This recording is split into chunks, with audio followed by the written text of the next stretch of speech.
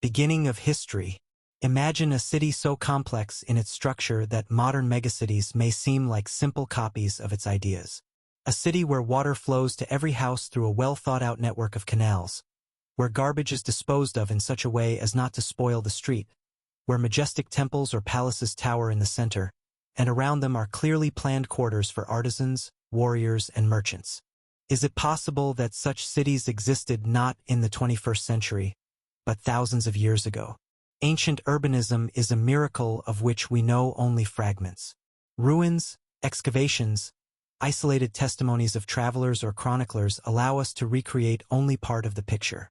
But even this part is impressive, because as soon as a person learned to unite in a community, he immediately began to think on a city scale. And civilization was born in these cities. Archaeologists know the remains of the first settlements that turned into urban centers. Jericho is one of the oldest known cities, which existed 10,000 years ago. There we see not just huts, but walls, towers, defensive structures. This means that people thought strategically. They not only lived, but also organized space for safety and communal living. Çatalhöyük in Anatolia, another ancient city, surprises us with its unique development. The houses there were so densely packed that there were practically no streets. People moved around on the roofs, and the entrances to the dwelling were made through hatches from above. It was a kind of fortress, a collective structure that protected residents from enemies and the elements. Even then, even before the invention of writing, people were looking for optimal solutions for organizing urban space. The real heyday of urban planning came in Mesopotamia, between the Tigris and the Euphrates. It was there that the first megacities appeared: Uruk, Babylon.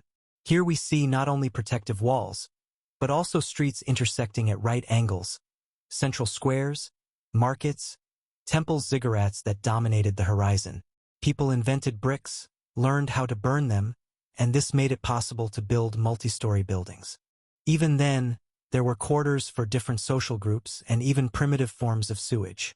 Archaeological data show that the cities of Sumer had wells and drainage systems. This is not just housing, it is engineering. And at the same time, the city was a center of culture.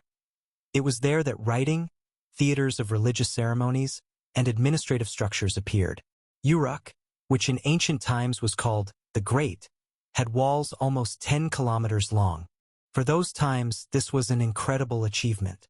What pushed people to create such cities? First of all, the need to organize life.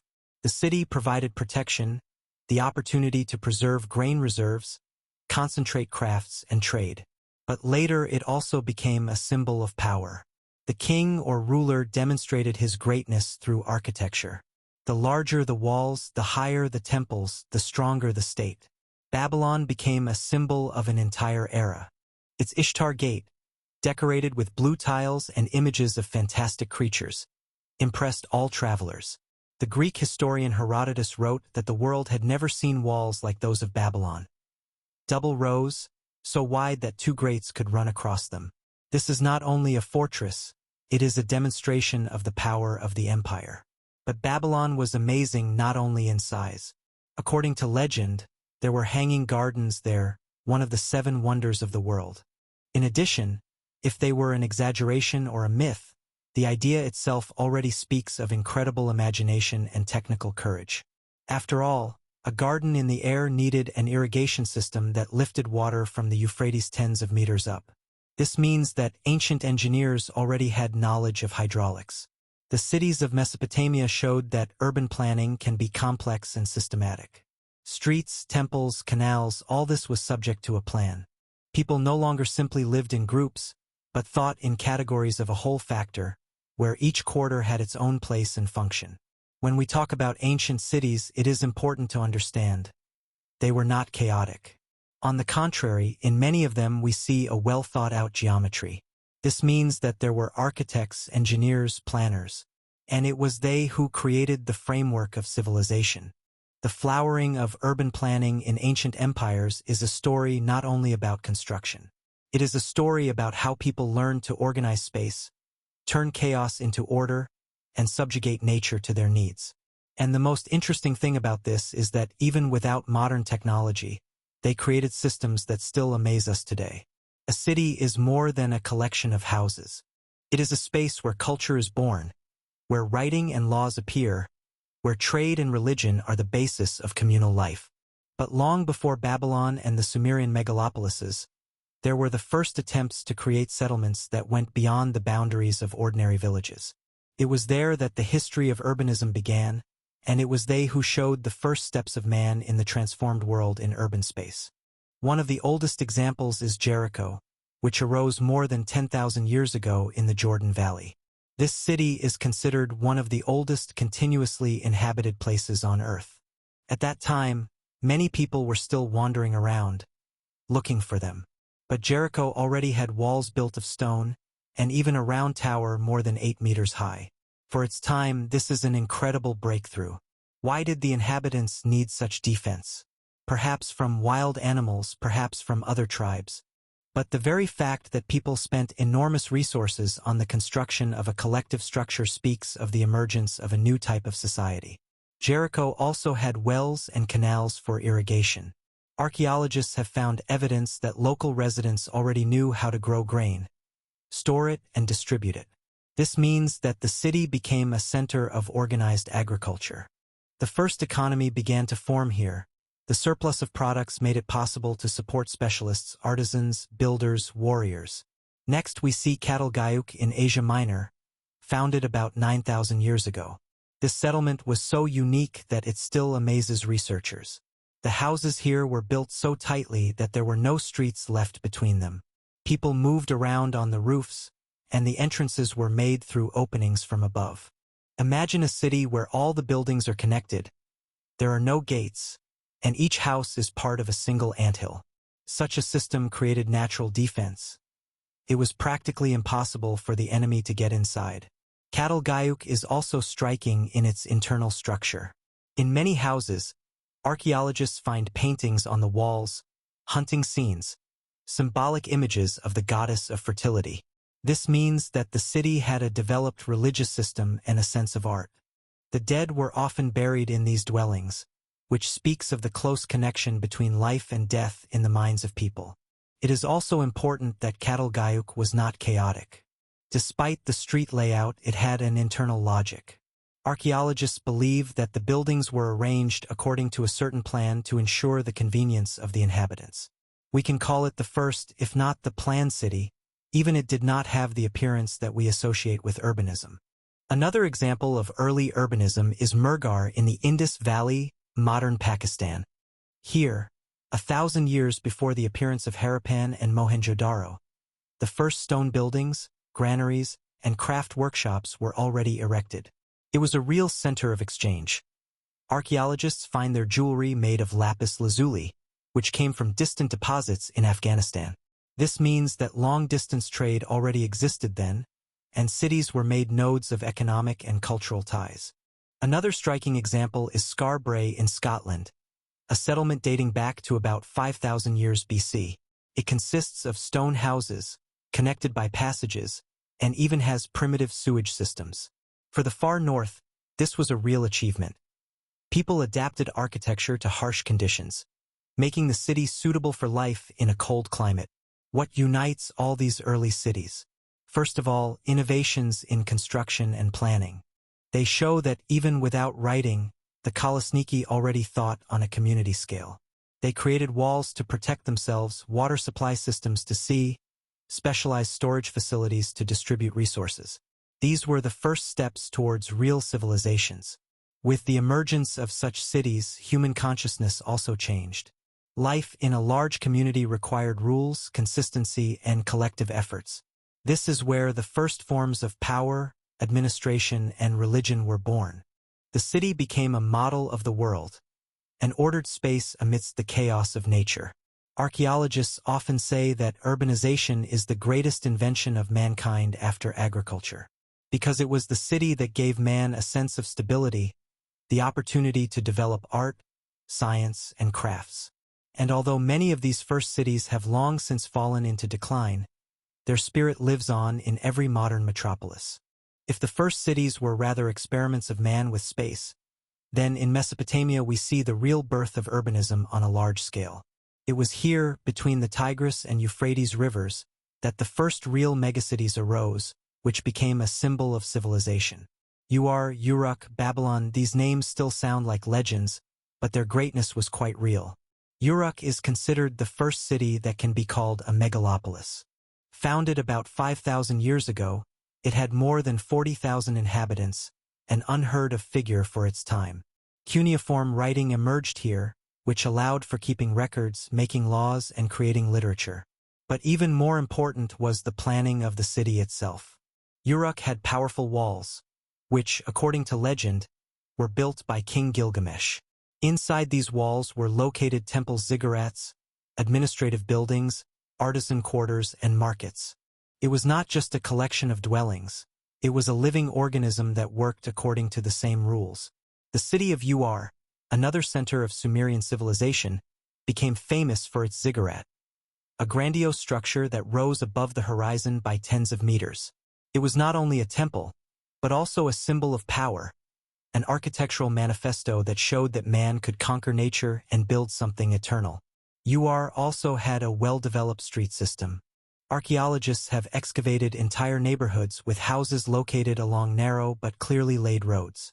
Some houses even had drainage canals, primitive sewage systems that carried away wastewater. This indicates a high level of comfort and concern for hygiene.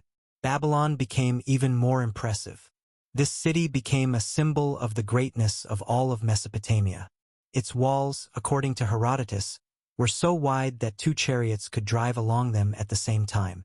Inside the walls, streets intersected at right angles, forming a clear grid. This was a true urban planning that provided for order and control. Babylon was impressive not only for its defense but also for its beauty. Its Ishtar Gate, decorated with blue tiles and reliefs depicting lions, bulls, and dragons, was a true marvel of architecture. It led to the processional way, a wide path along which festive processions passed.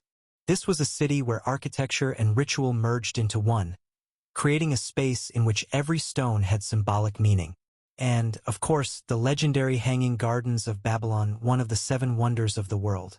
There is still debate whether they really existed. But even if it is a myth, the very fact of its appearance speaks of the level of imagination and engineering thinking. To raise water from the Euphrates to the terraces of the gardens, a complex system of pumps or screw mechanisms was needed. If they really existed, then this was the first combination of landscape architecture and hydraulic engineering in the world. In Mesopotamia, we see another important feature: the city became the center of government. The first laws were born here, including the famous Code of Hammurabi. On the stone ceiling are carved rules that regulated the lives of citizens. This means that the city required not only an architectural plan, but also a social order. Without rules, without laws, it was impossible to keep thousands of people within the boundaries of one space. It was also here that the idea of public spaces was born. Temples and squares served as centers of communal life. There, people not only prayed, but also traded, made deals, and participated in rituals. The city became a stage where community life unfolded. Archaeological finds from Ur and Uruk show that even then there was a specialization of neighborhoods. Potters lived in one place, blacksmiths in another, merchants in a third. This was an early form of zoning that we still use in modern cities today. Mesopotamian cities also depended on water. A system of canals provided irrigation for fields and water supply. People learned to control rivers by building dams and locks. This was the basis of the economy. Without water there would be no harvest. Without harvest there would be no city. Urban planning here was inseparable from engineering. As cities grew, so did the need for defense. The walls of Babylon, the walls of Uruk, the fortifications of Nineveh, all of this was a response to the challenges of the time. The city was supposed to protect its inhabitants from enemies, and at the same time demonstrate the power of the ruler. Mesopotamia gave the world the first examples of a true urban culture. It showed that a city could be more than just a collection of people, but an ordered space with a clear structure, laws, symbols, and technology. It was here that the foundations of what we call civilization were laid. Babylon. The word itself evokes associations with grandeur, pride, and at the same time a curse that later became a symbol of chaos and decline. But if we put aside the biblical legends, we are faced with one of the greatest cities of the ancient world. It was not just the capital of a state, it became the embodiment of the idea of a metropolis, a center where architecture, engineering, and symbolism merged into a single space. In the 6th century BC, Babylon experienced its heyday under the reign of Nebuchadnezzar II. It was he who transformed the city into a true wonder of the world. His ambitions knew no bounds. Babylon was to surpass all the cities of the earth. And he succeeded. The walls of Babylon have become a legend. Herodotus, the Greek historian, described them as grandiose. Double, thick, so wide that 2 chariots could drive along them side by side. Was he exaggerating? Perhaps, but archaeological excavations confirm. The walls were indeed huge, fortified, and well thought out. They had numerous towers and gates that controlled the entrance to the city. The length of the walls itself reached tens of kilometers, covering a space in which hundreds of thousands of people could live. It was a real fortress city, in which security was combined with grandeur. The Ishtar Gate, the main entrance to Babylon, became one of the most famous structures of antiquity. Its surface was covered with blue glazed bricks, on which images of sacred animals shone with gold: bulls, lions, and dragons. It was not just an architectural element, but a symbol proclaiming the greatness of the gods and the king. Imagine how the processions entered the city through this gate, how the sun reflected in the tiles, creating a glow that amazed the imagination of all travelers. Behind the gate began the processional way, a wide street paved with stone that led to the main temple of the god Marduk. During celebrations, solemn processions would pass along this road. Priests, warriors, musicians, and the king. It was an open-air theater where architecture became part of the ritual. But the real symbol of Babylon remains the Hanging Gardens, considered one of the 7 wonders of the world. They are described as terraces covered with greenery, trees, and flowers that rose to several levels. For their existence, it was necessary to create an irrigation system that raised water from the Euphrates River dozens of meters. How exactly this was done is a mystery. Some believe that an Archimedean screw was used, others that the system was based on leather bags or water wheels. Some even doubt the existence of the gardens, since there is almost no archaeological evidence. Perhaps it was a myth created to glorify the city. But even as a myth, it speaks of the level of engineering thinking. Only those who understood how water, weight, and soil work could imagine a multi-level park in the center of a metropolis. If the gardens really existed, then it was not only beauty but also a demonstration of power over nature. In the center of the city stood the ziggurat of Etemenanke, which is considered the prototype of the biblical Tower of Babel. It was a huge structure, rising more than 90 meters. It consisted of several terraces, each smaller than the previous one, and ended with a temple at the top. For its time, it was one of the tallest buildings in the world. It symbolized the connection between heaven and earth, between gods and people. For the inhabitants of Babylon, the ziggurat was not only a shrine, but also the personification of the city itself. Babylon was not only a religious center, but also an administrative and cultural one. The famous Code of Hammurabi was compiled here, astronomers and priests worked here, observing the sky and creating the first star catalogs. Here they kept business records, invented new ways of organizing work, and developed the irrigation system. It was the brain of the empire, its heart and symbol. What made Babylon unique was the combination of grandeur and systematicity. The city was not chaotic. It had a well-thought-out structure, clear streets, and a division into quarters. It had a place for artisans, merchants, warriors, and priests. It skillfully combined beauty and functionality. Of course, Babylon also had many problems. Overpopulation, social inequality, and the constant threat of war made life difficult. But it was these challenges that pushed its inhabitants to new inventions. The city required discipline, and it was here that the first real laws were born. It required resources, and it was here that complex systems for distributing grain and water were created. It needed defense, and it was here that the walls that amazed the world appeared. Babylon left behind a dual legacy. For some, it was a symbol of pride, luxury, and sin. For others, a symbol of engineering, cultural flourishing, and urban genius. Its wonders were admired for centuries, its ruins long a reminder of the greatness of the past. When we talk about Babylon, we are not just talking about the city. We are talking about an idea. The city as the center of the world, as a place where power, religion, culture, and science are concentrated. And this idea survived Babylon itself, becoming the basis for many empires that later arose on its ruins. When we think of great ancient civilizations, we usually think of Egypt with its pyramids, Mesopotamia with its ziggurats, or Rome with its famous aqueducts. But thousands of years before Rome became a symbol of urbanism, there was a civilization in the Indus Valley that created some of the most thoughtful and modern-looking cities of antiquity. Mohenjo-daro and Harappa are not just ruins. They are a reminder that urban genius has no time. The Indus civilization flourished between about 2600 and 1900 BC in what is now Pakistan and northwestern India. Its cities, located along the Indus River and its tributaries, were remarkably orderly. Unlike Mesopotamia or Egypt, where architecture often emphasized the greatness of the ruler or the gods, in the Indus Valley we see a desire for practicality and convenience for all residents.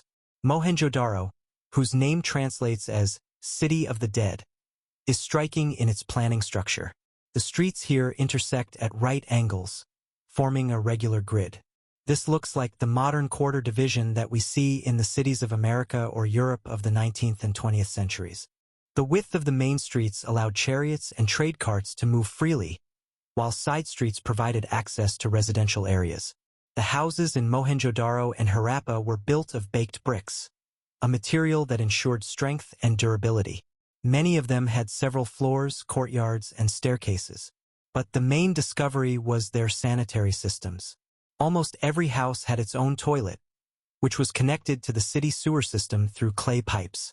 The water was drained through special drainage channels covered with slabs so as not to hinder traffic. All this gives the impression that we are dealing with a 19th century city, and not with a settlement over 4,000 years old. Another amazing structure of Mohenjo-daro is the so-called Great Basin. This is a rectangular building that housed a pool measuring approximately 12 by 7 meters and more than 2 meters deep. Its walls were made of burnt bricks and sealed with bitumen to retain water. Rooms and stairs were located around the pool.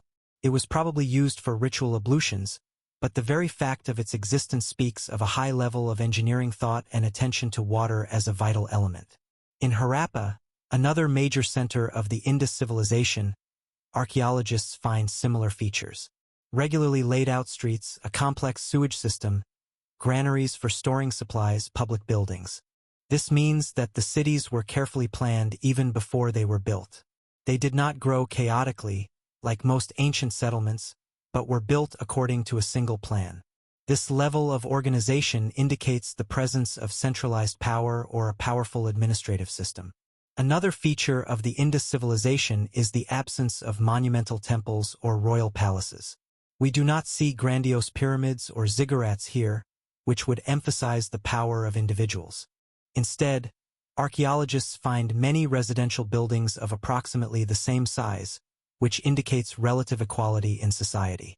Perhaps the government was more collegial, perhaps there was a system of councils that made decisions together. This makes the Indus civilization unique in the context of the ancient world. The writing of this people also remains a mystery. On seals, tablets, amulets, short inscriptions with symbols that have not yet been deciphered are found. This means that we do not know the names of their rulers, nor the details of their history. Everything we can say about them is based on archaeology. And yet, even this is enough to admit the Indus civilization was one of the most developed in antiquity. Why did it decline? Around 1900 BC, the inhabitants began to gradually abandon the cities of the Indus Valley. There are several versions. Some scholars believe that the cause was climate change. The rivers dried up, crops decreased, and people were forced to migrate. Others suggest that the invasions of nomadic tribes led to the decline. But be that as it may, this civilization disappeared, leaving behind only ruins. but its legacy lives on. Straight streets, block planning, sewage systems, attention to water and sanitation, all these elements have become the foundation for the future cities of the world. What we perceive as the norm of modern life was invented thousands of years ago in the Indus Valley. Today, Mohenjo-Daro and Harappa are included in the list of UNESCO World Heritage Sites. And although they stand among deserts and fields, their silence speaks louder than words. It reminds us that people have always sought to create a space where they can live more comfortably, cleanly, and harmoniously. And that even in the depths of millennia, ideas were born that were ahead of their time. When we think of Egypt, we immediately think of pyramids, majestic temples, sphinxes, and endless deserts. But behind these monuments, which have amazed the world for several millennia, there were not only pharaohs and priests. Behind them stood cities, living organisms that ensured the existence of an entire civilization. Egypt was not only a country of pyramids, but also a country of urban centers that grew along the Nile, and it was they who formed the basis of the life of the empire. The Nile River was the heart and artery of this civilization. Annual floods brought fertile silt, thanks to which the surrounding fields turned into gardens. But at the same time, the Nile was also the main road of Egypt. It transported grain, stone for construction, wood, livestock, and even soldiers. Therefore, most ancient Egyptian cities arose along its banks, in places where it was possible to simultaneously use both fertile lands and transport advantages. One of the most important centers was Memphis, the capital of the Old Kingdom. It was located in a strategic place where Upper and Lower Egypt converged. Memphis was an administrative, religious, and trade hub. Here were the palaces of the pharaohs, temples of the gods, workshops of artisans. Although most of its buildings have disappeared, because they were built of mud bricks, archaeological remains indicate that it was a city of enormous scale, uniting tens of thousands of inhabitants. Thebes, another capital of Egypt, is known primarily for its temple complexes, Karnak and Luxor. But behind these sanctuaries stood a city that ensured their existence. Thebes had quarters for the priesthood, artisans, merchants, and warriors. Here, life was bustling, fueling the grandeur of the temples. It was the capital of the Middle and New Kingdoms, a true center of politics and religion. Alexandria, founded in Hellenistic times, became an example of a different approach to urban planning. It was planned according to the Greek model with wide straight streets, intersections, neighborhoods. Its harbor was one of the largest in the Mediterranean, and the library and the Pharos lighthouse made it a symbol of knowledge and progress. This city showed how the Egyptian tradition could be combined with the Greek urban school, creating a synthesis of cultures. But special attention should be paid not only to the capitals and centers of trade, but also to the villages where ordinary people lived, who built the same pyramids and temples. Deir el-Medina is one of the most unique archaeological discoveries. This village was home to artisans and workers who built tombs in the Valley of the Kings. Its layout is striking in its thoughtfulness. The streets were straight, the houses were similar in size and structure. Each had a living room, kitchen, bedrooms. Wells and warehouses were also found here. It was a kind of service colony, but organized with such attention to detail that it resembles modern workers' towns.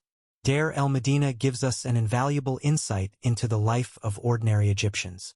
Letters, diaries, records of everyday life, disputes, love stories are found here. This shows that the Egyptian city was not only a place of magnificent temples, but also a space for everyday life with its joys and problems. Another feature of ancient Egyptian cities was their connection with the river. The Nile determined not only the economy, but also planning. Cities were oriented so as to have access to water, warehouses, and piers. Many of them built canals that led water to fields or to city reservoirs. This created a system that provided food and crafts for hundreds of thousands of people. The Egyptians also invented ways to control water flows. They built dams, locks, and reservoirs. This allowed them to keep crops stable even when the river behaved unpredictably. Cities became the centers of this complex irrigation system, and it was here that grain reserves were stored, recorded, and distributed. No less important was the defensive function. Many cities had walls or fortresses, especially those located on the borders.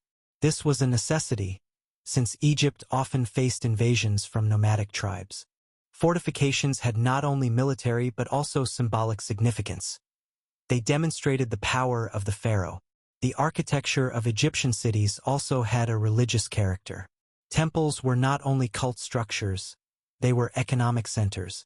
In the temples, wealth was stored, records were kept, and work was organized. These were the real administrative hearts of the city, around which the entire urban structure was formed. Egyptian cities differed from Sumerian or Indian ones in that their urban planning was closely connected with the sacred. Here, almost every building was related to religion, and even the homes of ordinary people were permeated with symbolism. But at the same time, we also see practicality. Straight streets, neighborhoods, reservoirs, warehouses, markets. The Egyptians combined the spiritual with the everyday, creating a space in which life and faith were a single whole. Today, many Egyptian cities lie in ruins or buried under modern settlements. But even their remains testify. This was a civilization that knew how to organize space no worse than modern megacities. It created cities that served as both temples and ladies, and fortresses, and centers of knowledge. And all this thousands of years ago, on the banks of a great river, which they learned to tame. Among the boundless plains and mountain ranges of East Asia, cities grew up that were striking in their thoughtfulness and scale. Ancient China did not just build capitals.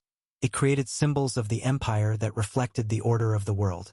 Here, city planning was not just a practice, but an art that combined engineering, cosmology, and politics.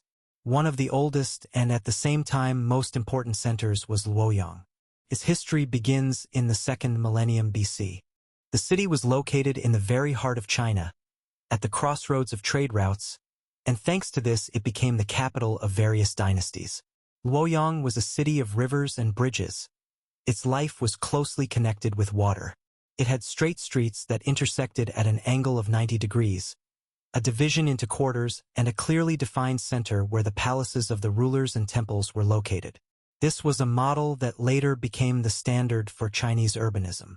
Chang'an became even more famous, the capital of the Han and Tang dynasties. At its peak, it was the largest city in the world. The population of Chang'an in the 7th century AD could reach 1 million inhabitants, which seemed incredible for its time. It was a real metropolis where cultures, religions, and trade routes converged, because it was here that the Great Silk Road began. Chang'an's planning was strictly geometric. The city had the shape of a rectangle, surrounded by powerful walls. Inside, it was divided into quarters, separated from each other by streets that intersected at right angles.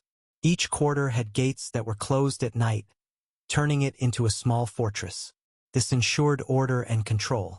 In the center of the city was the imperial palace, oriented to the south, a symbol of the ruler's dominance over the world. Chinese cities were not only practical but also symbolic. Their planning was based on the principles of philosophy, harmony between heaven and earth. Orientation to the cardinal points had a sacred meaning. The south was associated with light and power, the north with darkness and defense, the east and west with the movement of the sun. Thus, the city became a reflection of the cosmos, its miniature. The architecture of Chang'an was striking in its scale.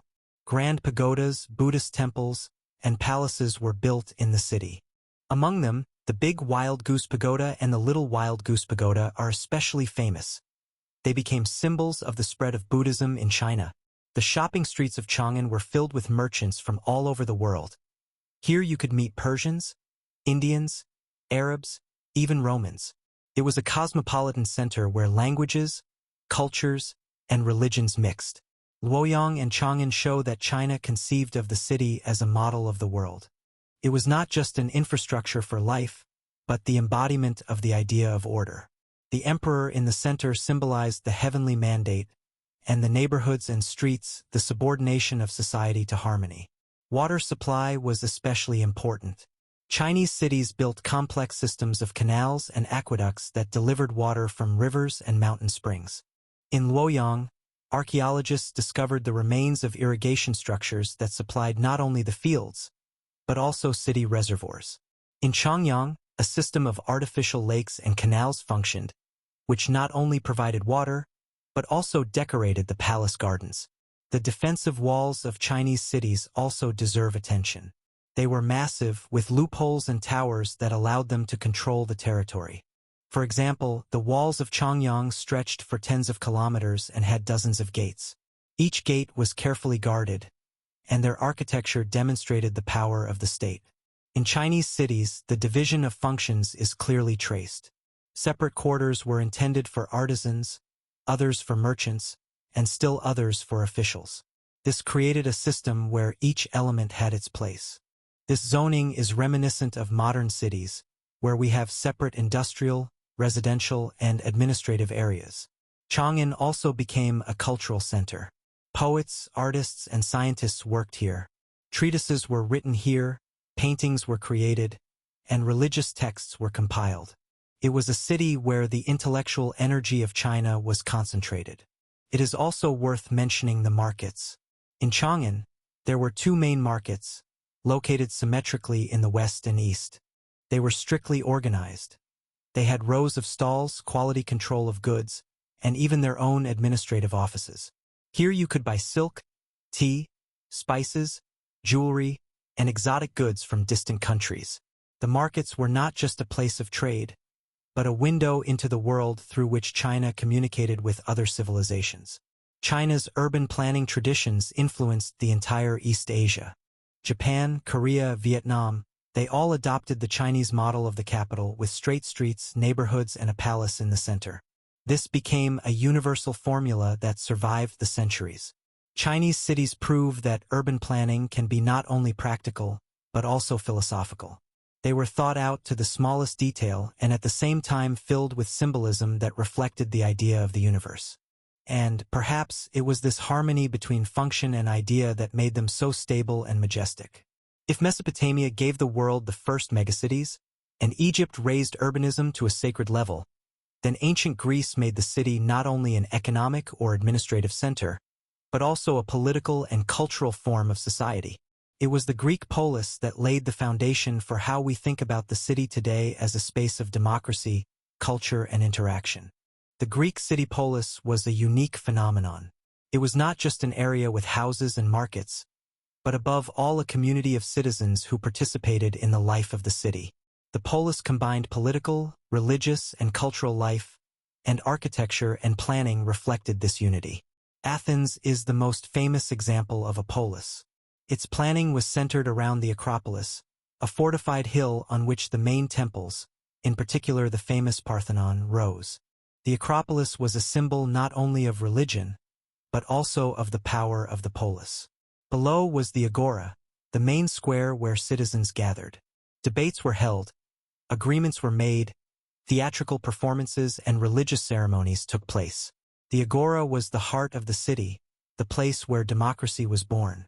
The streets of Athens were not always perfectly straight. They often went in a winding manner, adapting to the relief. But despite this, the city had a certain structure.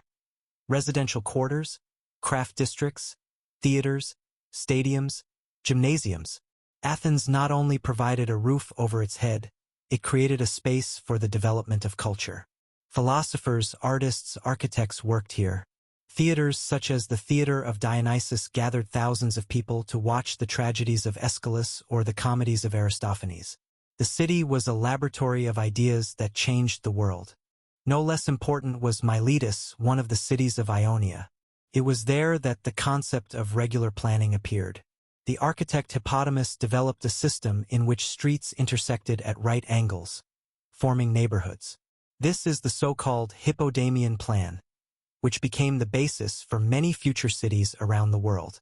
Miletus showed that a city could be designed in advance, and not just expanded randomly. Greek polises were closely connected to nature. They were built near harbors because the sea was the main road of Greece. Piraeus, the port of Athens, became one of the most important economic centers, where trade was concentrated. Polis often had fortifications that connected the city with the port, creating a single protected space. In the case of Athens, these were the famous long walls, which stretched from the city to Piraeus and made Athens practically impregnable. Public spaces played an important role in the Greek city. Theaters, stadiums, palestra sports schools were an integral part of the planning. They created a space for the education of citizens. The Greeks understood that a city should not only feed or protect, but also shape a person, his body, mind, and spirit. At the same time, the polises were small in size. Usually they had a few tens of thousands of inhabitants. This made them compact and allowed citizens to really participate in political life. That is why democracy could arise precisely in the polis where every vote had weight. The architecture of Greek cities was not only functional, but also aesthetic. Columns, proportions, harmony. All this reflected the desire for beauty and order. Temples, although not as large-scale as the Egyptian pyramids, were striking in their elegance. They were not only religious buildings, but also architectural symbols of harmony between man and the cosmos. Greek polises also had a complex social structure. Citizens participated in meetings, councils, courts. Slaves and metics, foreigners, were also part of city life, but without the right to vote. This created a multi-layered society in which political participation was combined with economic activity. The Greeks understood the city as a place of freedom. It was in the city that a person could be a citizen, participate in politics, and discuss philosophical issues. The city was a space for dialogue, and this tradition influenced the entire European civilization.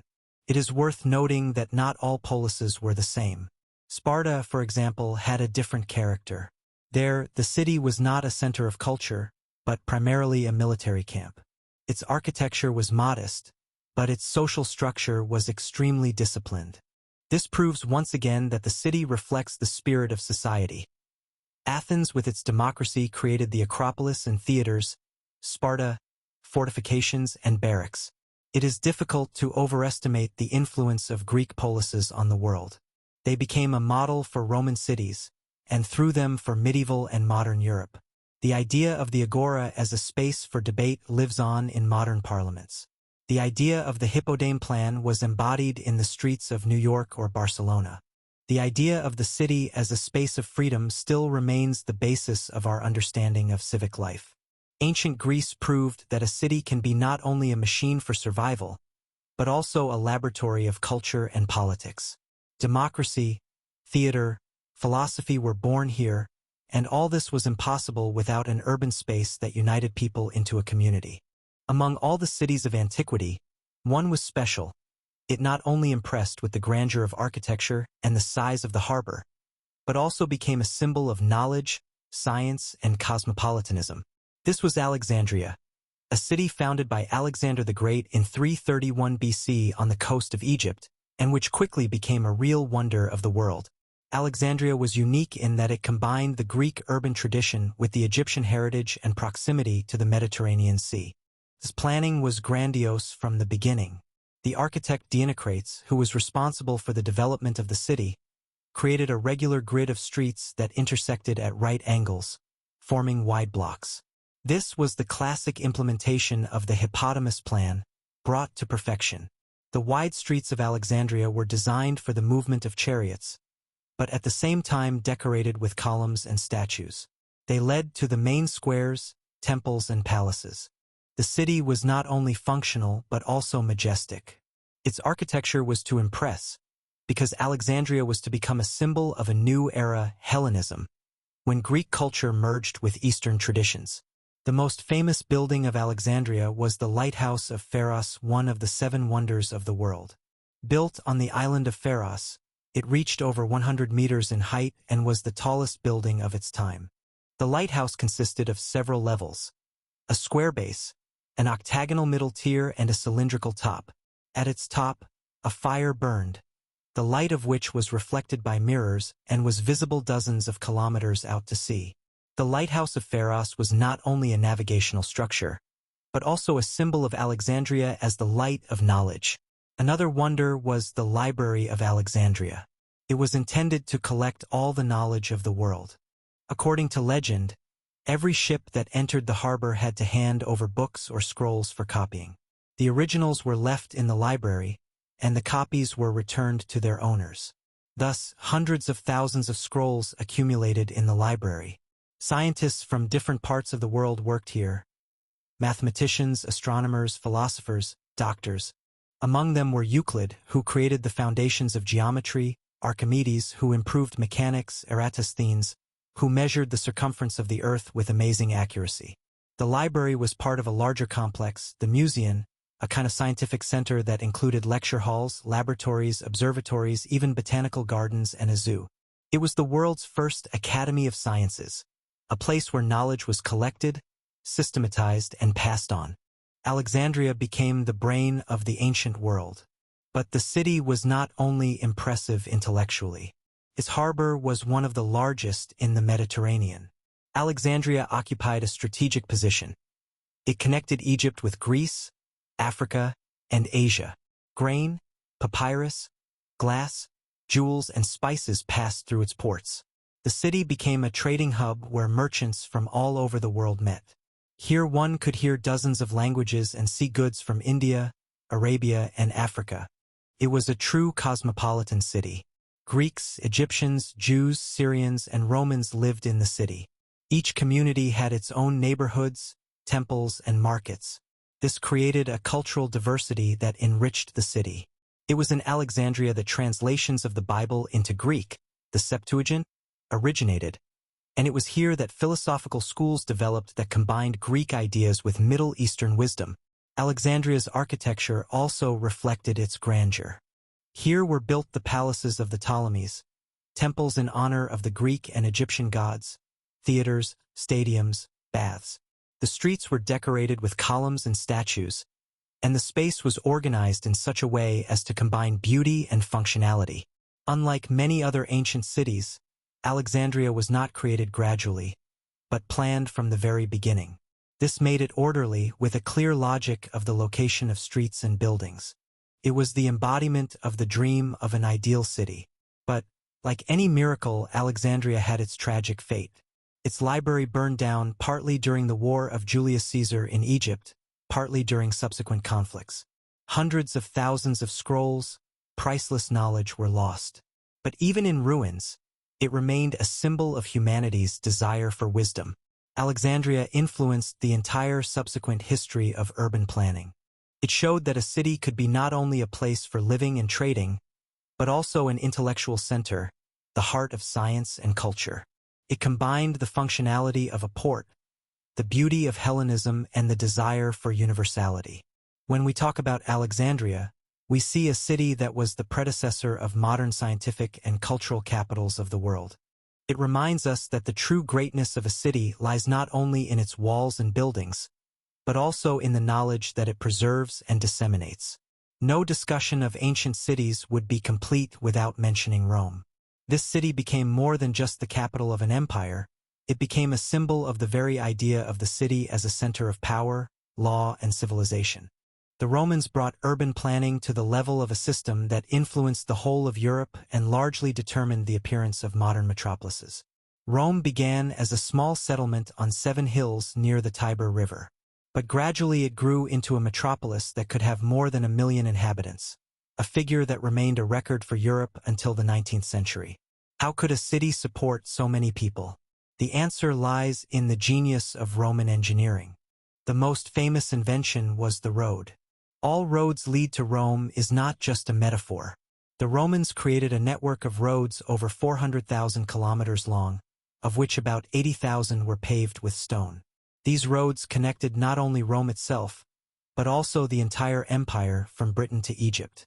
They were built according to a single standard, with a deep foundation, several layers of stone and gravel, and a top layer of slabs.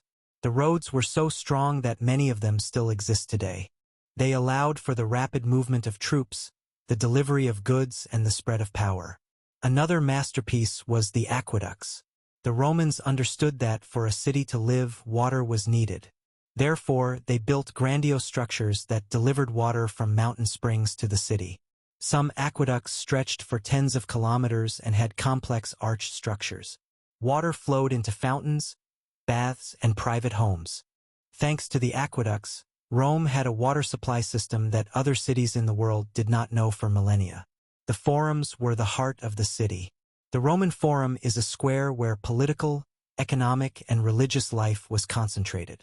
Here stood temples, basilicas, markets, tribunes for speeches. It was here that laws were passed, courts were held, celebrations were held. The Forum was the embodiment of the idea of a public space, where every citizen could feel like part of the community. The Colosseum, amphitheaters, circuses, all this was also part of the Roman city. They not only entertained the people, but also strengthened unity. The Colosseum could accommodate more than 50,000 people, who together experienced emotions, watched gladiator fights or theatrical naval battles. It was a spectacle that demonstrated the power of the empire. An important part of Roman urban planning was the sewerage. The Cloaca Maxima, built in the 6th century BC, remained operational for centuries. It drained wastewater into the Tiber, ensuring hygiene in the city. It was one of the first systems that allowed maintaining cleanliness in a metropolis with hundreds of thousands of inhabitants. Residential buildings were also organized systematically. In Rome, there were insulae, multi-story buildings that can be compared to modern apartments. Ordinary citizens lived in them, often in quite cramped conditions. Wealthier residents lived in domus, spacious houses with courtyards, fountains, and gardens. This combination of wealth and poverty created the social palette of the city, but at the same time showed its viability. It could accommodate different segments of the population. Thermae, public baths, became another characteristic feature of Rome. They were not only a place for bathing, but also centers of social life. Here people communicated, did business, and rested. Thermae had pools with warm, hot, and cold water, libraries, and gyms. They were real cultural complexes. The city of Rome was also a model of political symbolism. Triumphal arches, columns with reliefs, monuments to emperors. All this was intended to remind citizens and foreigners of the greatness of the empire. Each building carried the message: Rome is eternal, its power is unbreakable. The organization of space in Roman cities spread throughout the empire. Wherever the Romans went, they built according to the same scheme. A forum in the center, straight streets, aqueducts, amphitheaters. This made the empire unified, because any inhabitant, having found himself in a new city, felt the familiarity of the structure. Thus, urban planning became an instrument of power. An important element of Roman engineering was flexibility. They knew how to build both in mountains and in valleys, both on the seashore and in deserts. Their roads and aqueducts passed through tunnels, bridges, passes. This was the level of organization that allowed Rome to control vast territories. Rome became a school of urban planning for all of Europe. After its fall, much knowledge was lost, but the roads, aqueducts, and walls remained, reminding us of its grandeur. In medieval cities, you can recognize Roman planning. In modern megacities, the idea of public spaces and infrastructure. Rome proved that a city can be a universal form of life. Can feed, entertain, protect, educate, symbolize power. It can be the heart of an empire and at the same time home to a million people. And that is why Rome was called the Eternal City, because its ideas outlived the empire itself. History often leaves us with only fragments of the past. Foundations, a few columns, fragments of pottery. But there are special places where time has stood still and preserved an entire city, with streets, houses, inscriptions on the walls, and even everyday objects. Pompeii and Ostia are two unique examples of how ancient cities have come down to us almost intact, and thanks to this we can look into the very heart of Roman daily life. Pompeii, located at the foot of Mount Vesuvius, fell victim to a catastrophe in 79 AD. When the volcano erupted, it covered the city with a layer of ash and pumice several meters thick. Thousands of people died, but at the same time the city was preserved. The ash protected the buildings from destruction, and therefore Pompeii is preserved as if it had been left only yesterday. When archaeologists began excavations in the 18th century, the world was given an unprecedented opportunity to look into the life of a Roman city. Here we see streets paved with stones, with curbs and even passages in the form of stone blocks. We see houses of varying levels of wealth, from simple benches and taverns to luxurious villas with frescoes and mosaics. We see forums, temples, theaters, amphitheaters, baths, and even brothels with erotic drawings, testifying to the frankness of Roman culture. The inscriptions on the walls, graffiti, attract special attention. They give us the voices of the Pompeians themselves. Someone advertised their business. Someone left love confessions. Someone expressed political slogans. It was a living newspaper of the city, which tells us more than any chronicles. In Pompeii, dishes, bread, furniture, even the bodies of people and animals frozen at the moment of death were also found. This is a terrible, but at the same time invaluable evidence of how the inhabitants lived and died. We see their faces, poses, movements.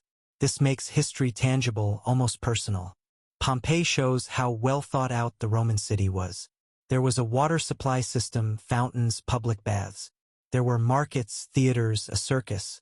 It was a real medium-sized city, reflecting the lives of thousands of ordinary Romans, from slaves to wealthy merchants.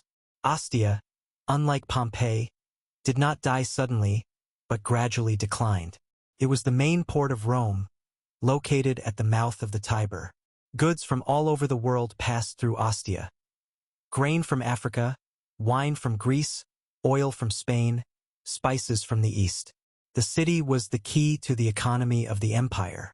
Excavations of Ostia have shown us port warehouses, inscribed amphorae, workers' quarters, multi-story insulae. There are also forums, temples, theaters, baths. But the most interesting are the mosaics that decorated the floors of the buildings. They tell about the professions of the inhabitants. Images of ships, fishermen, merchants. It was a kind of advertising sign of antiquity. Ostia differs from Pompeii in that it was a city of economy, and not just everyday life. Here we see the mechanisms of trade, the scale of logistics, the organization of the Roman economic system. If Pompeii gives us a picture of private life, then Ostia shows the state machine that provided food for Rome with a population of millions. Both cities are important for understanding ancient urbanism.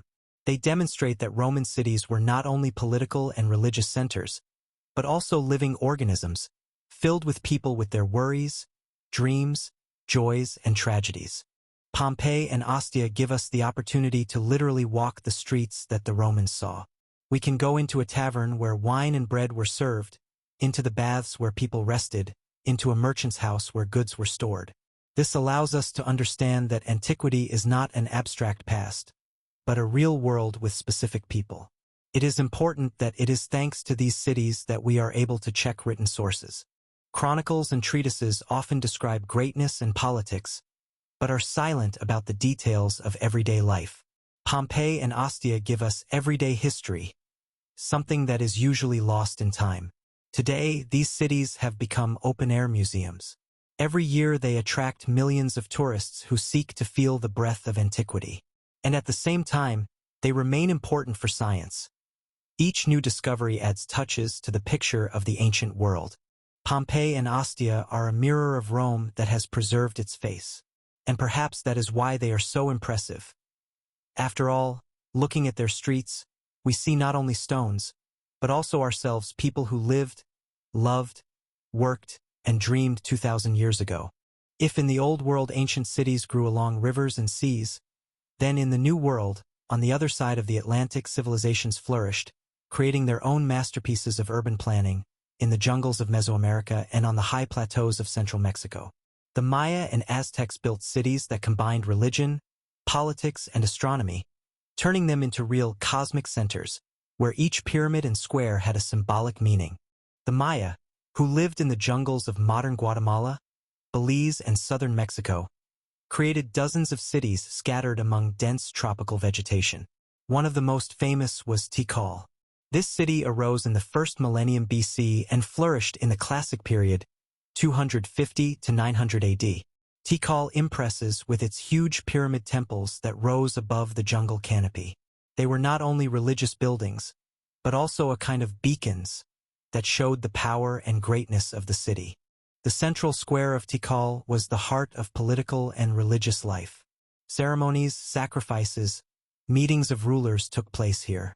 Around the square were temples, palaces, and squares for playing ball, a sacred game that had ritual significance.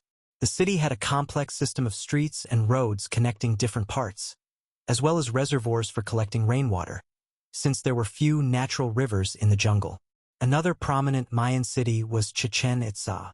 Its main building, the Pyramid of Kukulkan, also known as El Castillo, became a symbol of astronomical accuracy. During the equinox, a shadow appeared on its steps in the form of a snake that crawled down, symbolizing the god Kukulkan. This suggests that the city's planning was closely linked to space and the calendar. Chichen Itza also had other unique structures. The El Caracol Observatory, a market, ball courts, and temples. It was not only a political center, but also a place of science and religion. Maya cities did not have a single center of the empire. They existed as a network of independent polities that fought and traded with each other. But each city was carefully planned. Streets led to main plazas, which were open spaces for rituals. The architecture reflected the social hierarchy. Palaces for the nobility, simple dwellings for artisans, temples for the gods. The Aztecs, who came later, created an even grander model of the city. Their capital, Tenochtitlan, founded in the 14th century on islands in the center of Lake Texcoco, was one of the largest and most impressive cities in the world. When the Spaniards saw it in 1519, they were amazed. The city looked like a fantastic fairy tale, as if from another world. Tenochtitlan had a clear layout. For main roads diverged from the central temple complex, where the Great Pyramid, Templo Mayor, towered, dividing the city into quarters. Each quarter had its own markets, schools, temples, and residential areas. Canals pierced the city, and boats moved along them, delivering goods and people. This made Tenochtitlan look like the Venice of America. A feature of the Aztec capital was the system of chinampas, floating gardens. These were artificial islands created for growing crops. They provided the city with products even when there was not enough land around. Chinampas were incredibly efficient. Several crops were obtained per year from 1 hectare. This made it possible to support the lives of hundreds of thousands of residents.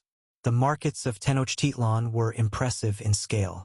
According to Spanish chroniclers, up to 60,000 people gathered in the central market in Tlatelolco every day. Everything from corn and cocoa to gold and jade jewelry was sold here. It was a real economic machine. The architecture of Tenochtitlan also had a symbolic dimension. The Great Pyramid with 2 temples at the top was dedicated to the god of war Huitzilopochtli and the god of rain Tlaloc. This reflected the duality of Aztec life: war and fertility, death and life. Every ritual, every street, every temple had cosmic significance. The Spaniards, having destroyed Tenochtitlan, built Mexico City on its ruins. But even today, archaeological excavations in the center of the Mexican capital reveal the remains of temples and palaces, reminiscent of the greatness of the Aztec capital. The Maya and Aztecs showed that a city could be more than just an administrative or economic center, but also a sacred space that reflected a vision of the universe.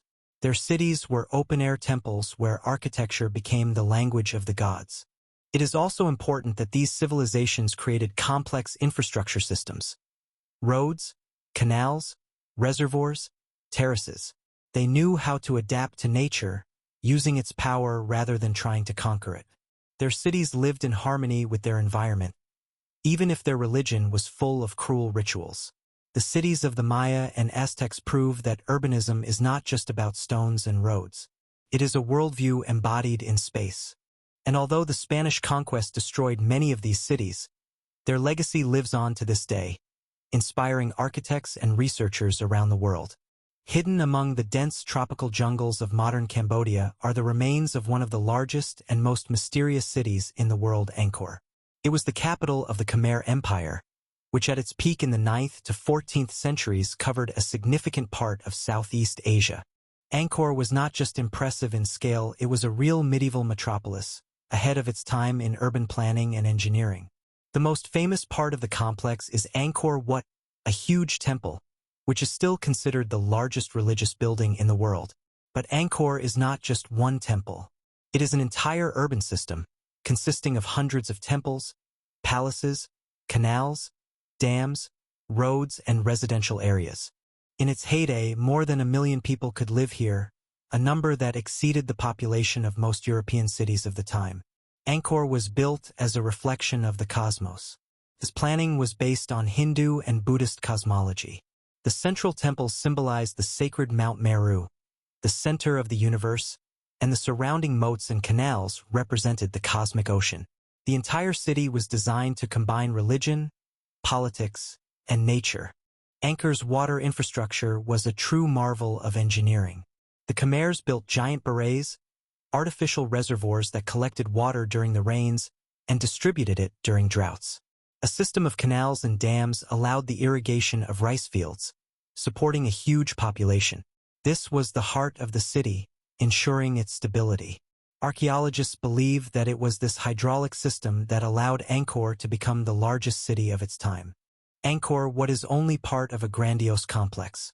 Angkor Thom, another city within the complex, was striking in its scale. Its main gate was the Bayon Temple, with its huge stone faces facing the 4 cardinal directions. These faces symbolized the ruler's power and divinity. Inside Angkor Thom there were palaces, squares, residential quarters. The streets had a direct layout which shows a high level of organization. A feature of Angkor was the combination of religious and residential buildings. Temples and monasteries were not only places of worship, but also centers of education, culture, and medicine. Residential quarters of ordinary people were built of wood, so they have hardly survived, but archaeological excavations and satellite studies show that there were many of them, and they formed a real metropolis. The city was deeply integrated into the natural environment. The Khmers managed to turn the jungle into a living space without destroying it completely. Canals and bars not only supplied water, but also created a microclimate that made life easier in a hot climate. This was an example of harmony between man and nature, which we often lose in modern cities. Angkor was also a political and cultural center. Great Khmer kings ruled here, demonstrating their power through architecture. Each of them sought to leave a memory of themselves in the form of a temple or palace. Therefore, the city was constantly growing, decorated with new buildings, becoming more and more grandiose. But the history of Angkor also has a dark side. Its grandeur could not save it from decline. An overly complex hydraulic system began to malfunction over time. Climate change, droughts and floods destroyed the infrastructure. Add to this wars with neighboring states, and the city began to lose its power. In the 15th century, Angkor was abandoned, and the jungle gradually swallowed it. The discovery of Angkor in the 19th century became a sensation for Europe. Travelers and archaeologists could not believe that such a grandiose city could exist in the jungle. It became a symbol of a lost civilization, although for local residents it was never forgotten. Today, Angkor is a UNESCO World Heritage Site and one of the world's top tourist attractions. Millions of people come here every year to see the temple complexes, the mysterious bas-reliefs, the huge stone faces. And at the same time, researchers continue to discover new details of its history with the help of modern technologies, such as LiDAR laser scanning, which has revealed the scale of the city's infrastructure hidden under the jungle. Angkor reminds us that the city is not only stones and roads, but also an idea. It is the embodiment of space on Earth, a symbol of harmony between power, religion, and nature. And although the jungle has destroyed its grandeur, the spirit of Angkor still lives in stone and water, reminding us that human ingenuity has no limits. When the Western Roman Empire fell, Europe experienced a century of change and upheaval. It seemed that ancient knowledge of roads, aqueducts, and urban planning had disappeared, leaving the continent in darkness. But even during this time, which we often call the Middle Ages, urban planning did not disappear. It transformed, adapted to new conditions, and ultimately prepared the ground for the flourishing of cities in a new era. In the first centuries after the fall of Rome, European cities often declined. Life became more rural again, and most people lived in villages or near castles. The castle became a center of power and security. Settlements grew around it, which eventually turned into cities. These cities were small, but their main feature was their defense. Walls, towers, gates. These were what defined the medieval city. They served as protection against raids by barbarians, Normans, or nomads. Cities grew slowly but steadily because people sought security. That is why many medieval cities had narrow, winding streets. They made it difficult for enemies to move, and at the same time reflected the chaotic growth of settlements. Later, in the 11th to 13th centuries, a real urban renaissance began. Europe revived trade, crafts, and education. Trade routes, fairs, guilds appeared. Cities became centers of economic life. One example is the Hanseatic League, a network of trading cities in northern Europe that controlled huge volumes of trade from the Baltic Sea to London. Lübeck, Hamburg, Bremen, Riga, Tallinn, all of them flourished thanks to trade, and their architecture reflected this prosperity. Gothic churches, town halls, warehouses.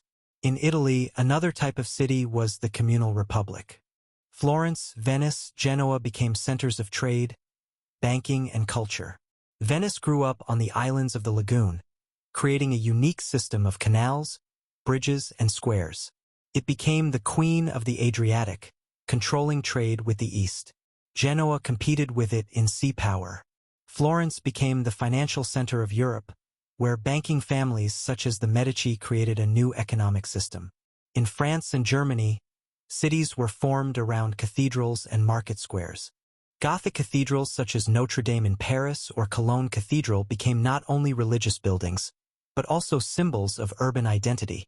Their height and beauty impressed travelers and reminded them of the greatness of the city. University cities such as Bologna, Oxford, the Sorbonne in Paris became centers of knowledge. Here a new intellectual culture was formed, combining ancient texts with Christian theology. The cities of medieval Europe once again became a space not only for economics, but also for science. The social structure of the medieval city was also special.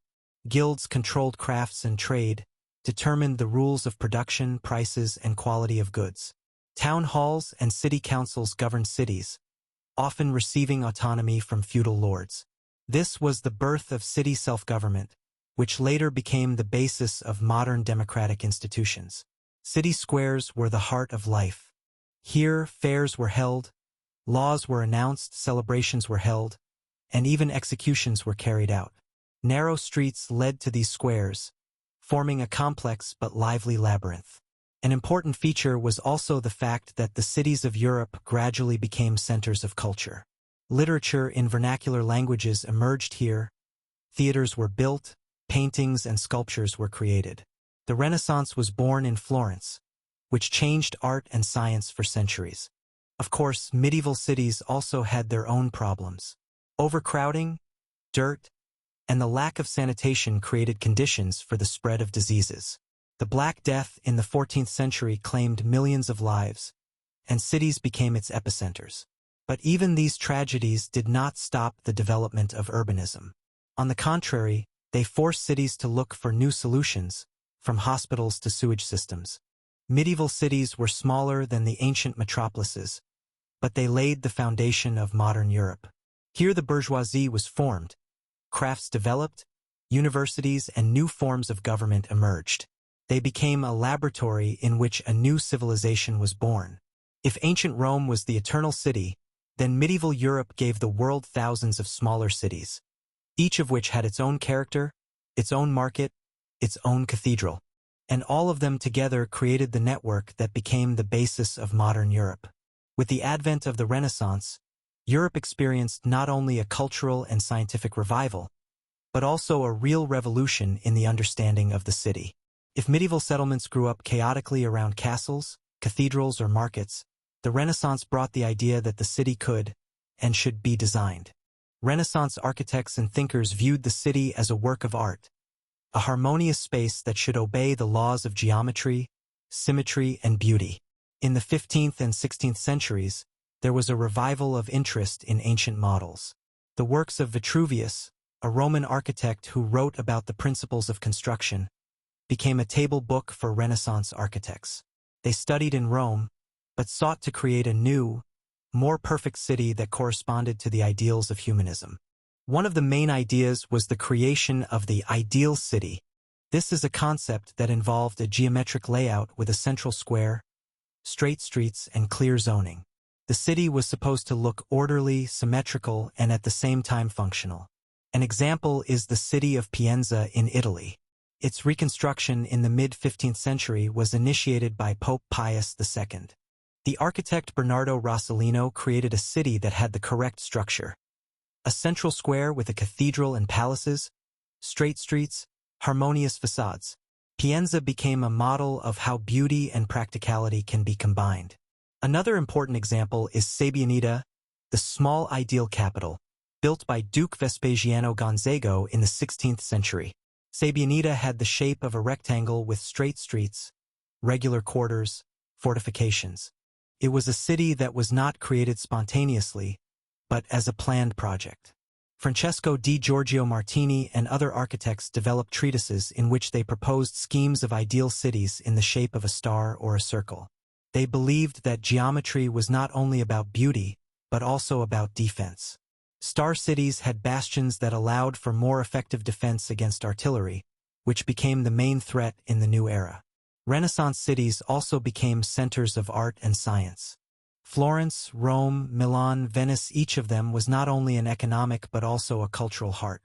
The streets were decorated with sculptures, the squares with fountains, the facades of buildings with frescoes. The city became an open-air museum in which life and art merged. In Rome, the reconstruction of the city during the papacy turned it into the capital of the Christian world. Michelangelo worked on squares and basilicas. Bramante designed the new St. Peter's Basilica.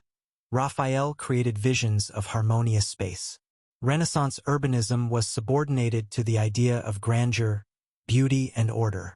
The use of perspective also became important.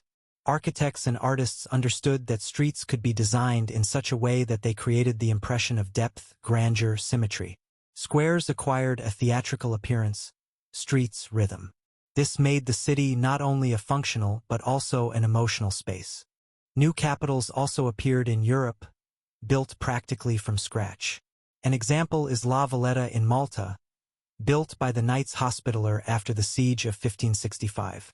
The city was designed as a fortress and at the same time as a convenient center of life. Straight streets, bastions, harbors. All this made La Valletta a symbol of Renaissance urban planning.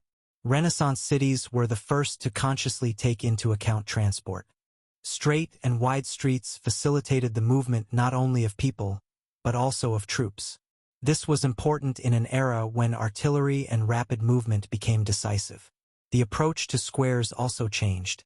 They became not only market, but also representative spaces. St. Peter's Square in Rome, a masterpiece by Gian Lorenzo Bernini, became a stage where the church demonstrated its greatness. Similar squares arose in other cities, emphasizing the new role of urban space. The Renaissance laid the foundation for the further development of urban planning in Europe. It gave the idea that a city is a project that can be created according to the laws of art and science. And although not all ideal cities were realized, the concept itself influenced the architecture of Baroque, Classicism, and even modern urban planning. The Renaissance city was a symbol of a new man, a humanist who saw order and harmony in the world. It became a bridge between medieval chaos and modern rationality. And that is why the Renaissance in urban planning remains one of the most important milestones in the history of urbanism. When Europe entered the Baroque era, architecture and urban planning became instruments of politics, religion, and theatrical performance. If the Renaissance built cities according to the principles of harmony and geometry, the Baroque brought a new aesthetic, drama, emotion, and grandeur.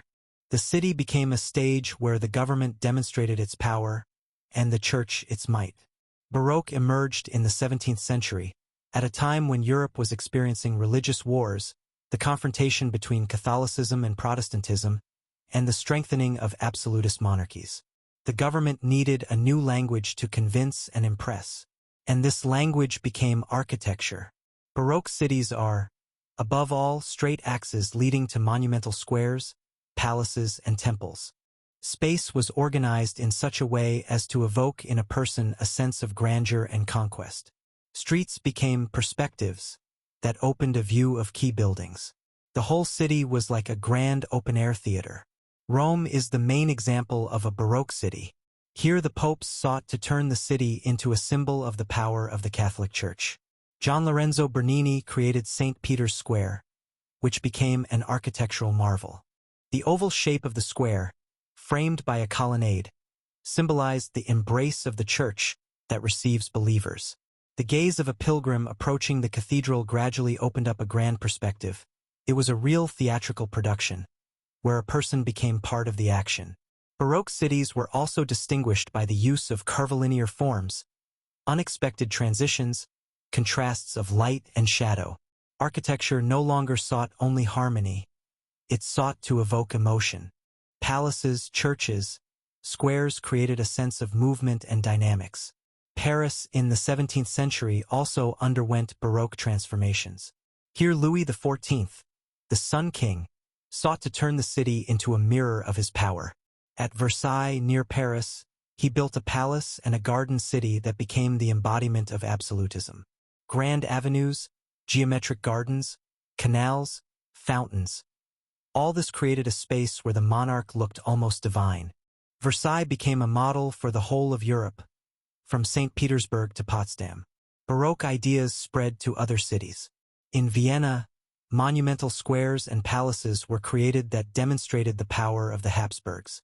In Turin and Naples, straight streets appeared that led to key centers of power. In Madrid and Lisbon, squares for parades and celebrations were formed that emphasized the greatness of the monarchies.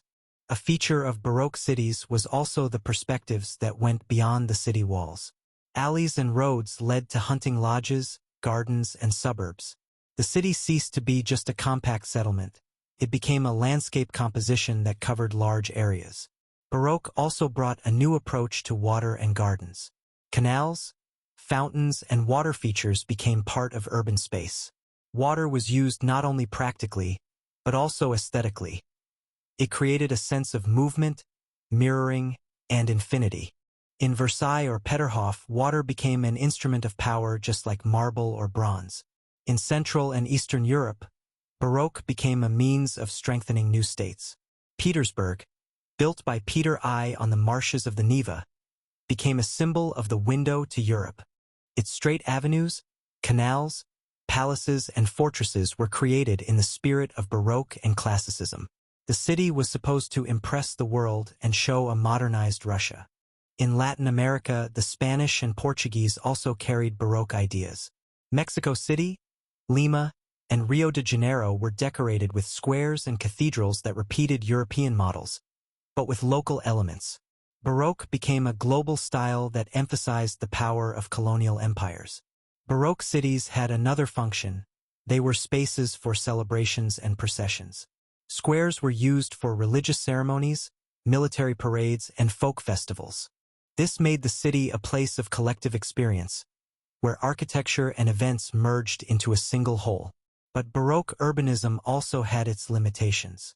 It was often aimed at the representation of power, not the needs of its inhabitants. The narrow neighborhoods of the poor remained chaotic and cramped. Baroque was a theater in which the monarchs and the church played the main roles, while ordinary residents remained spectators. Despite this, the legacy of Baroque in cities remains enormous.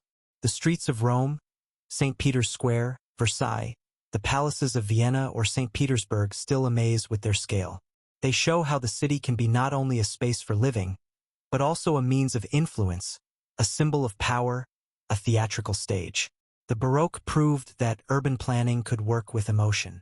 It created dramas out of stone and space, turning squares into stages and streets into sets. And perhaps that is why Baroque cities remain so impressive. They speak to us in a language that everyone understands, the language of grandeur and beauty. In the 18th century, Europe entered the Age of Enlightenment, the age of science, reason, and rationality. The city at this time became not only a place of life, but also a field of experiments for the implementation of new ideas.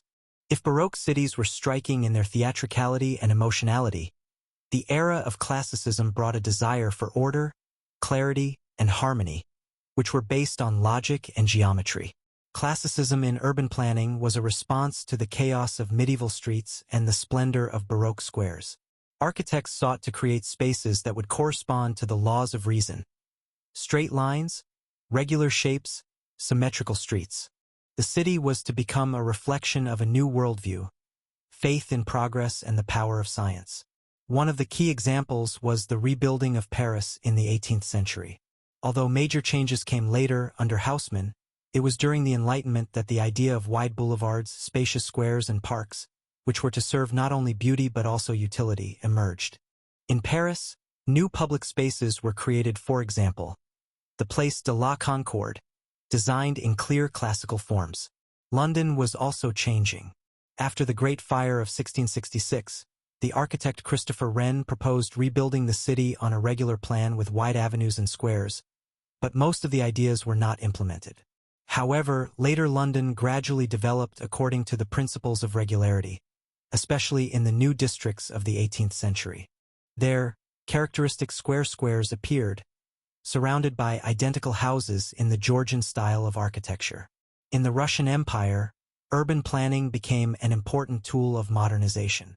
St. Petersburg, built in the Baroque era, acquired new features of classicism in the 18th century. Palaces, avenues, and squares were designed in strict forms that emphasized the greatness of the empire. After the fire of 1812, Moscow also received a new layout with straight streets and classicist facades. The Enlightenment brought another important idea: the city as a space for all citizens. At this time, public buildings began to be actively created: theaters, museums, libraries, and universities. They were located in the center of cities and were supposed to symbolize the accessibility of knowledge and culture. Special attention was paid to parks and green areas. The idea of a garden city had not yet been formulated, but already in the Age of Enlightenment parks open to the general public appeared. London's St. James's Park or the Tuileries in Paris became a place for walks and relaxation. This was a new vision of the city, as a space where people not only work, but also live a full life. Classicism also influenced the architecture of colonial cities. In North America, which was struggling for independence in the 18th century, new cities were built according to regular plans. Washington, the capital of the United States, became an example of Enlightenment urban planning. Architect Pierre L'Enfant created a city plan with wide avenues intersecting at right angles, large squares, and vistas leading to important buildings. Washington symbolized the new Republican state, founded on the ideals of reason and freedom. In Europe, Enlightenment ideas spread to smaller cities. German principalities built residential cities with regular plans, in which palaces and squares became the centers. Karlsruhe in Germany, for example, was built in the form of rays radiating from the palace like the rays of the sun. This was an architectural metaphor for power radiating power in all directions. Classicism in cities was also expressed in the facades of buildings. They became restrained, harmonious, with columns and pediments reminiscent of ancient temples. The streets, built up with identical houses, created a sense of unity and order. It was architecture that was not so much to surprise as to cultivate taste and discipline. It was also important that the Age of Enlightenment brought new knowledge about hygiene and medicine. Cities began to care more about cleanliness, sanitation, and water supply. Although problems still remained, the idea that the city should be a healthy space began to gain strength. Thus, classicism and the Enlightenment laid the foundations of modern urbanism. They gave cities regularity, geometry, public spaces, and new functions. The city became a reflection of faith in progress, the power of reason, and the beauty of order. This era prepared the ground for the next great upheaval, the Industrial Revolution, which forever changed the appearance of cities, their dynamics, and their scale. At the end of the 18th and in the 19th centuries, the world entered an era that radically changed cities. The Industrial Revolution brought new technologies, new forms of production, and new social relations. If in the era of classicism cities still retained their intimacy and relative harmony, now they began to grow at an unprecedented speed. Factories, railways, mines, ports, all this created an urban landscape in which modern metropolises were born. The first industrial cities arose in Great Britain. Manchester, Birmingham, Liverpool became symbols of the new era. Textile, metallurgical, and mechanical engineering factories were concentrated here. Cities grew around factories, and hundreds of thousands of peasants moved there in search of work. Thus, a new social group appeared, the working class, which determined the life of industrial cities. In the 19th century, Manchester was called the Cotton City. Its factories were constantly working, and the streets were filled with workers who worked in shifts. At the same time, the city suffered from overpopulation, dirt, and lack of sanitation. Several families lived in cramped barracks, and the conditions were terrible.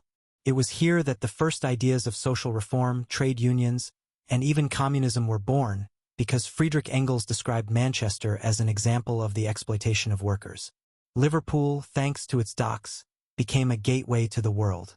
Goods from the colonies passed through it, as well as, a sad page in history, the transatlantic slave trade. It was the ports and railways that turned industrial cities into international centers of trade. Railways became the arteries of a new era. They connected cities with each other, making it possible to transport goods and people quickly. London became an example of a metropolis that grew thanks to railway stations and new transport routes. Stations such as Street Pancras were not only engineering structures, but also symbols of industrial power. Industrialization also affected continental Europe. Paris in the 19th century underwent a radical restructuring under the leadership of Baron Haussmann. Narrow medieval streets were demolished, and wide boulevards, new quarters, and parks appeared in their place. This was not only a desire for beauty and order, but also a response to social challenges. Wide avenues are easier to control in the event of uprisings. Paris became a symbol of a modern city with straight lines, perspectives, and public spaces. Berlin, Vienna, Brussels, all these capitals also grew under the influence of industrialization. They received factory districts, new stations, and workers' quarters. At the same time, representative boulevards and palaces were built in them, which were supposed to show the greatness of the states. In the United States, industrialization created a completely new model of the city. New York, Chicago, Boston, Philadelphia grew at an unprecedented rate thanks to migration. Immigrants from Europe arrived in their millions, working in factories and construction. Chicago was rebuilt almost from scratch after the fire of 1871, and it was there that the first skyscrapers built on steel frames appeared. The skyscraper became a symbol of the industrial city. It showed how vertical development could compensate for the limited space. For the first time in the world, architects began to look upwards, and this changed the urban panorama forever. At the same time, industrial cities had a dark side. Polluted air, garbage, lack of sewage, the spread of epidemics became everyday life. Working-class areas were often places of extreme poverty. This gave rise to the first social reformers who proposed the creation of model settlements. One example is the town of Saltaire in Yorkshire, built by the manufacturer Titus Salt for his workers. There were comfortable houses, schools, hospitals, an attempt to show that an industrial city could be more humane. In the second half of the 19th century, the idea of a garden city appeared, proposed by Ebenezer Howard. He saw the future in a combination of the advantages of the city and the countryside. Green areas, low-rise buildings, transport links. This concept was one of the first steps towards modern urban planning, focused on the comfort of residents. The Industrial Revolution brought cities a new infrastructure: gas and electric lighting, trams, water pipes, sewage. All this changed the quality of life. The city became not only a place of work, but also a space for new opportunities. The large number of people in cities contributed to the development of culture. Theaters, museums, exhibitions appeared. The World Exhibitions in London, 1851, and Paris, 1889, demonstrated the achievements of science and technology, and at the same time became celebrations of urban life. Industrial cities were contradictory. They brought progress, new jobs, new technologies, but at the same time they brought poverty, disease, and social tension. They became laboratories of modernity, where political movements, new ideologies, and even revolutions were formed. It was in these cities that the modern world was born. Factory smoke, the thud of steam engines, the noise of railways and the roar of crowds. All this created a 19th century atmosphere in which cities grew faster than ever before.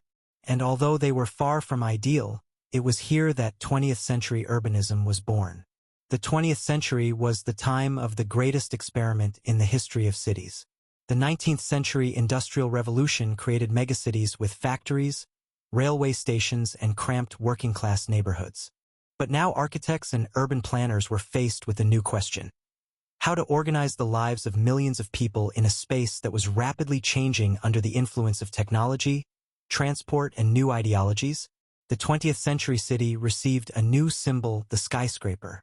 If in Chicago at the end of the 19th century it was only emerging, then in the 20th century New York became a real capital of vertical development. The Empire State Building, the Chrysler Building, Rockefeller Center, these buildings defined a new image of the city. They not only saved space, but also demonstrated the power of corporations and the American economy. Manhattan became an architectural forest in which a person felt like a grain of sand, but at the same time part of the great machine of modernity. Europe was also looking for its own ways. After the First World War, modernism appeared in urban planning. Utopian architects such as Le Corbusier proposed new principles for organizing space. His City of the Sun, or Radiant City, envisioned high-rise apartment buildings set amidst green spaces, wide avenues for cars, and the division of the city into functional areas: residential, working, and recreational. Le Corbusier dreamed that the city of the future would be perfectly organized, rational, and healthy for its residents. Many countries attempted to implement these ideas. For example, Brasilia, the new capital of Brazil, built in the 1960s to the plans of Lúcio Costa and the architecture of Oscar Niemeyer, embodied the principles of modernist planning. The city was shaped like an airplane. The fuselage was the government center. The wings were residential areas. It was a symbol of a modern state that sought to break away from its colonial past. In the United States, the growth of automobile culture transformed cities. Los Angeles became an example of an automobile metropolis, spread over a vast territory where life depended on cars. Freeways cut through cities, creating a new structure. Businesses built offices in the suburbs, and people settled in residential areas with their own houses and gardens. Thus was born the model of suburbia, suburbs, which became the dream of the middle class. European capitals in the 20th century survived 2 world wars that destroyed their centers. But this also became an opportunity for new planning. Warsaw, Dresden, Berlin, they were all rebuilt in different ways. Some sought to restore the historical appearance, and some to create new modernist districts.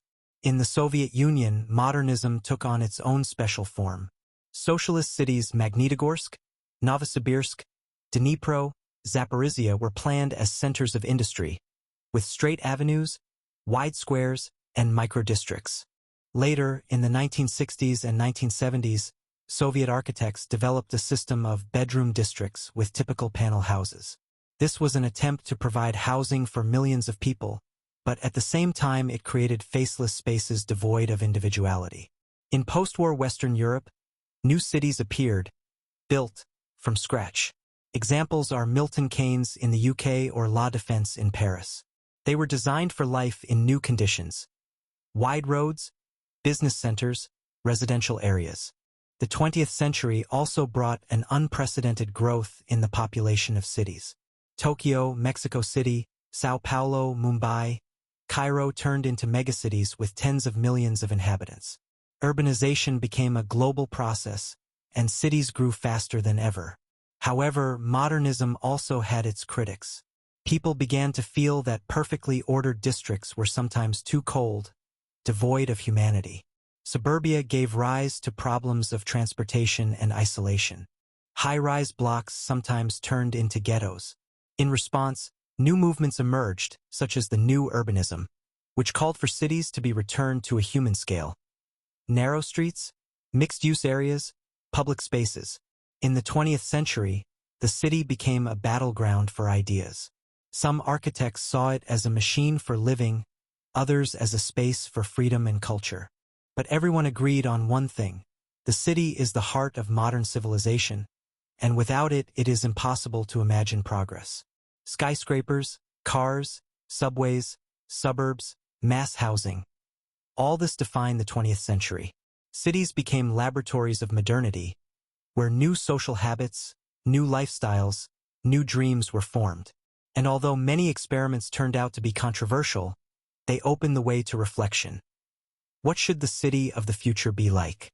Today we live in a world where cities have become the main form of existence of civilization. More than half of humanity lives in cities, and this share is growing every year. Megacities, stretching for tens of kilometers, have become a new nature for humans. They unite millions of people, economy, culture, politics, and technology.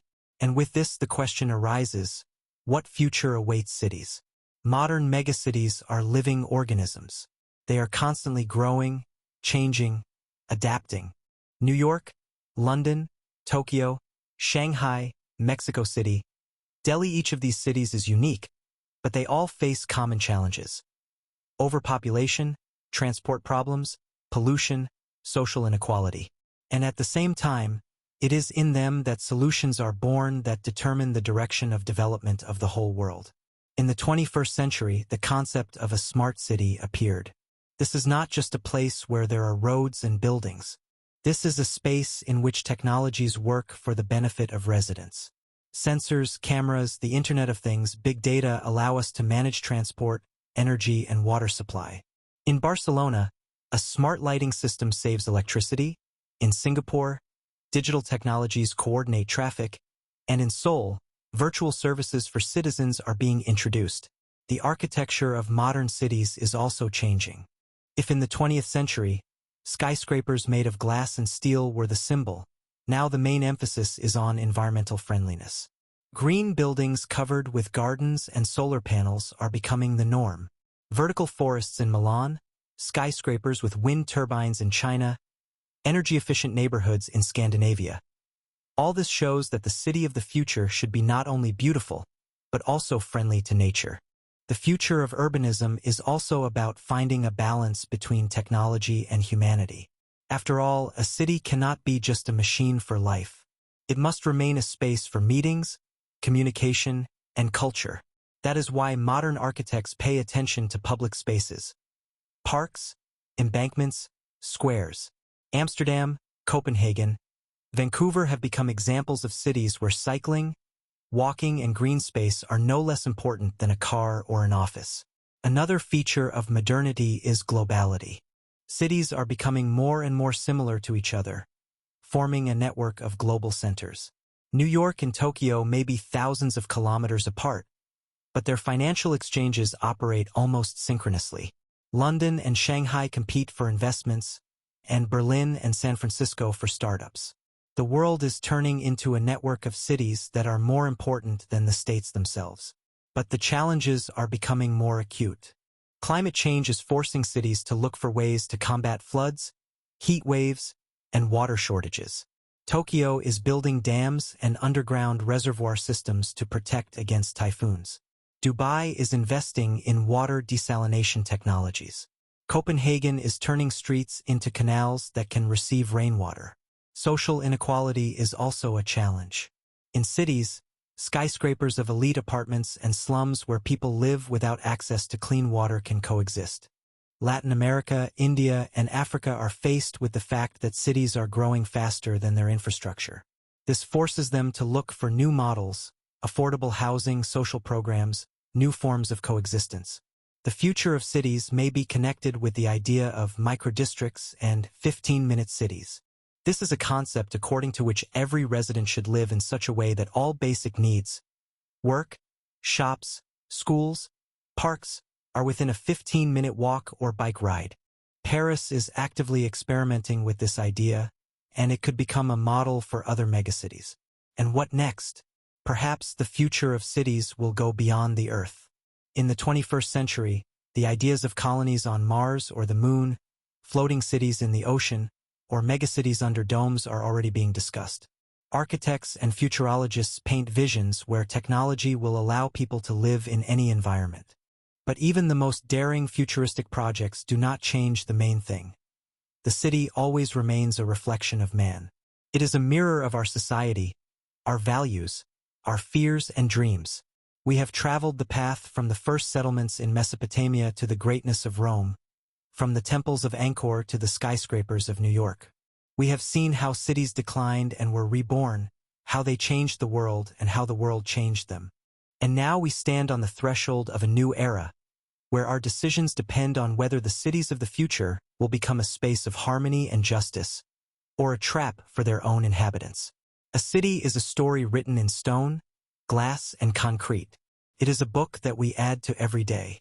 And the pages we create today determine what civilization will be like tomorrow.